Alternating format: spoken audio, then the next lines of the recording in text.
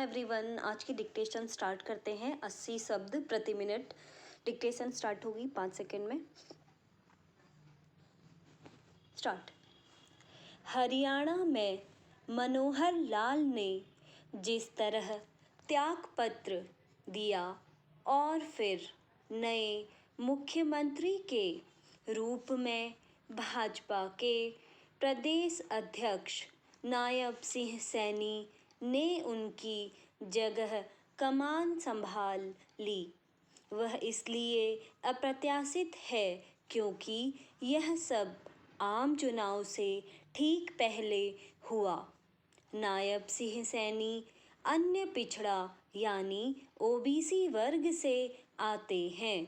स्पष्ट है कि भाजपा ने जाट राजनीति के गढ़ समझे जाने वाले हरियाणा में इस वर्ग को एक संदेश दिया है। इस संदेश का महत्व इसलिए भी है क्योंकि इन दिनों राहुल गांधी देश भर में यह प्रचारित करने में लगे हुए हैं कि भाजपा ओबीसी की अनदेखी कर रही है। हरियाणा में आनन फानन हुए नेतृत्व परिवर्तन के क्रम में भाजपा ने जिस प्रकार सत्ता में साझीदार जननायक जनता पार्टी यानी जजपा से नाता तोड़ा, उसका कारण केवल यही नहीं दिखता कि 10 विधायकों वाली यह पार्टी लोकसभा चुनाव में 2 सीटें मांग रही थी और भाजपा सभी 10 सीटों पर अपने प्रत्याशी उतारने की तैयारी कर रही थी। इसके पीछे एक अन्य कारण लोकसभा चुनाव के बाद इसी वर्ष के अंत में होने वाले विधानसभा चुनावों में अपनी स्थिति मजबूत करना भी है।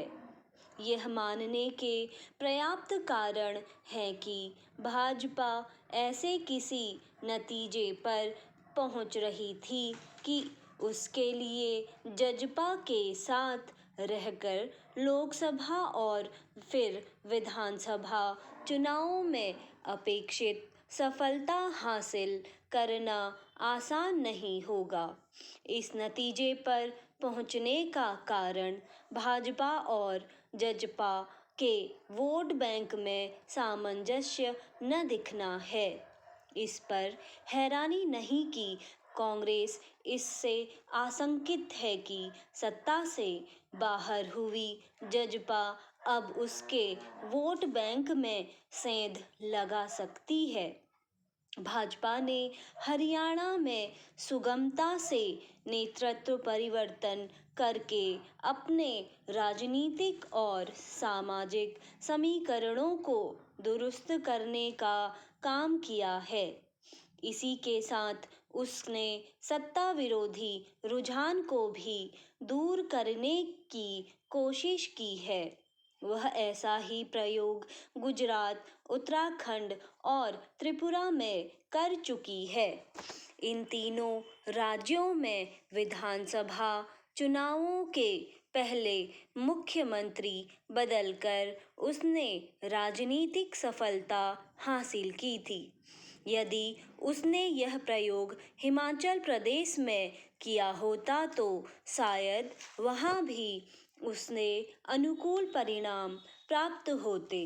भाजपा ने कुछ ही घंटों के अंदर जिस तरह मनोहर लाल से त्यागपत्र लेकर नायब सिंह सैनी को मुख्यमंत्री पद की शपथ दिला दी, उससे यही पता चलता है कि इस अप्रत्याशित बदलाव की पटकथा पहले से तैयार थी और उससे जजपा पूरी तरह अनजान थी। भाजपा के इस राजनीतिक दांव से जजपा को दोहरा झटका लगा। वह सत्ता से तो बाहर हुई ही, उसके कई विधायक भाजपा के साथ खड़े हो गए। यह देखना शेष है कि क्या उनकी संख्या इतनी है कि वे दल बदल निरोधक कानून से बचे रहे। स्टॉप।